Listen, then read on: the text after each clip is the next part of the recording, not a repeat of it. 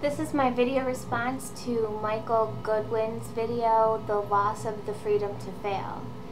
It has been said that the universe rushes to support growth.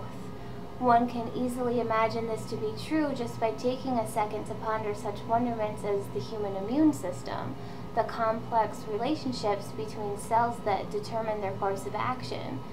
Or if you're a gardener, take for example the art of pruning a rose bush, the way in which we determine the perfect stem to eradicate so that life will spawn exactly where and how we wish.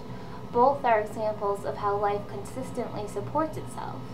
One would then believe that stagnation would therefore ultimately lead not only society but all life to ruin. We grow as humans not only for the sake of the individual, but for the sake of humanity as a whole. Primitively, we grew in leaps and bounds as we discovered more ways to seek nourishment and shelter, and we built off that foundation and began to grow intellectually and emotionally. In keeping with that Maslow-esque pattern that demonstrates, I believe now that we're coming into an era of spiritual growth. Self-actualization is becoming more obtainable to the individual, and one would estimate that in approximately the same amount of time that it has taken us to make progress at emotional intelligence, eons, our society may come closer to reaching a state of harmony that seems unfathomable to us right now. During this process, we can kind of see how Darwin's survival of the fittest theory can be seen as an important aspect in our evolution. But instead of just applying that argument to the process of natural selection, I like to think about it in much broader terms. I don't believe that the strongest amongst us have never fallen or failed. Rather, the strongest amongst ourselves are the ones who have fallen and found a way to pick ourselves back up. I like to think about the Olympics and how athletes keep breaking world records every year. That is a really great demonstration to me that humanity is always growing, always evolving. And if actualization is the route that we're headed toward, one might argue that this would be impossible without spirituality in some form, in the way of a higher purpose, a belief in something larger than the individual.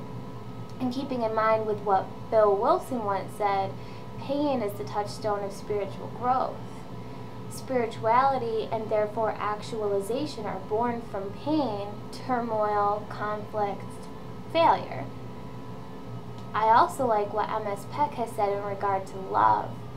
Love is staying out of the way of someone else's spiritual growth.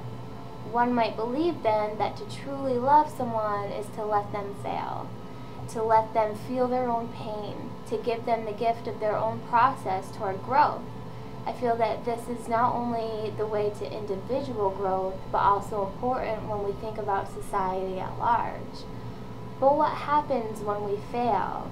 Would we succeed again if we had no inspiration from the stronger ones ahead of us who have shown that it is possible to move forward after defeat?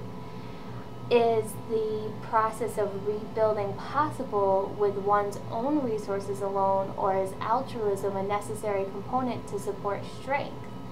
I think the question we should be asking ourselves is not as concrete as should we be allowed the freedom to fail. I believe we should be exploring the fine line between altruism and enabling. When are we promoting growth by letting the individual experience the consequences of their own actions, and when can we rush in to support them when they are ready and willing to move beyond their defeat, when they are ready to rise above their self-imposed limitations and become society's next leaders in the same way that life rushes in to support itself? Where and how do we draw that line, and how can we inspire as opposed to enable?